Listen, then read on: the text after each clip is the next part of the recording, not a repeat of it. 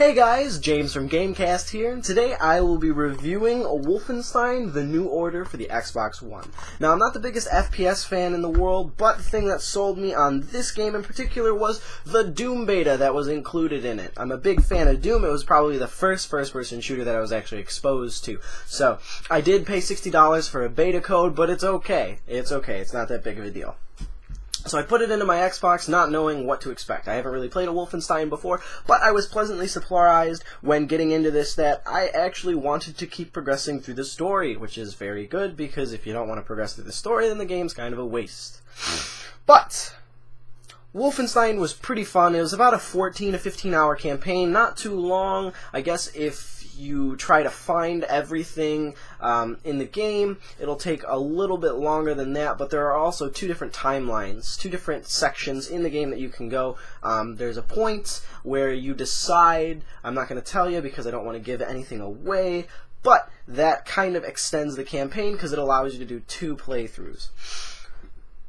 Probably one of the best things about this game is that visually it looks amazing. The environments are really cool, the monsters and creatures are really cool looking, and all the sound effects that go with it just kind of ties it all together. My favorite environment so far, I'm going to play through it again to go through the second timeline, but my favorite environment is probably the lunar environment. All of the Nazi top research facilities are located on the moon in this game, and during it, you have to go out in a spacesuit and walk on the lunar surface, which is pretty cool.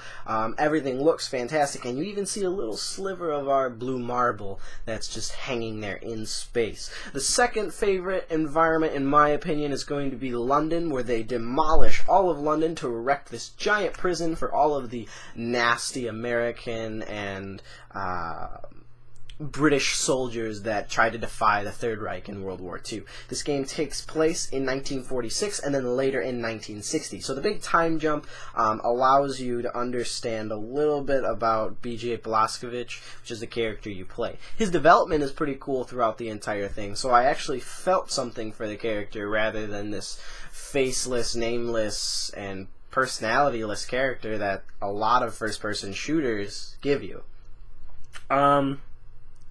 Overall, the game was pretty good. There's a few gripes I have about it, mainly the control scheme when you select your weapons.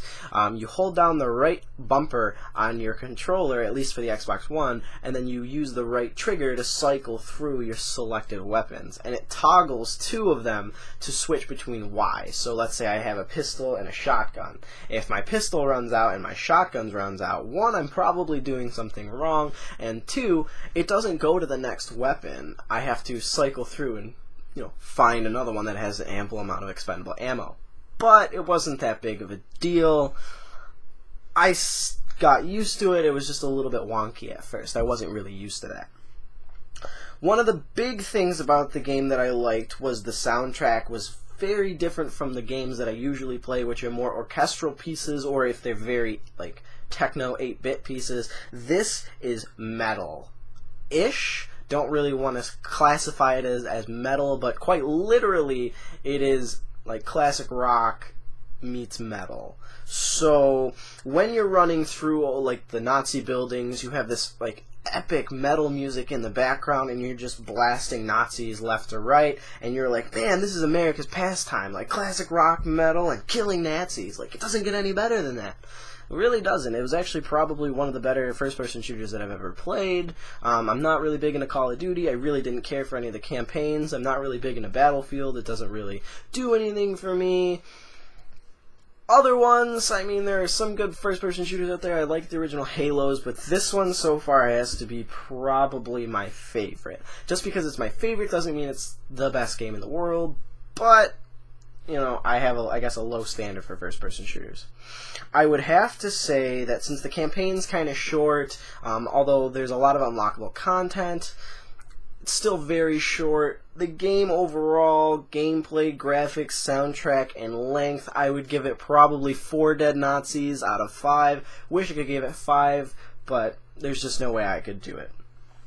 Thanks for tuning into GameCast, where we had my review of Wolfenstein: The New Order. If you liked the video or if you liked the review, click subscribe, or you can follow us on Twitter and keep up to date with all of the reviews and videos we will be having in the future. Comment below with what you thought of Wolfenstein The New Order if you've played it, or if you want me to review a specific game in general. You guys have a nice day.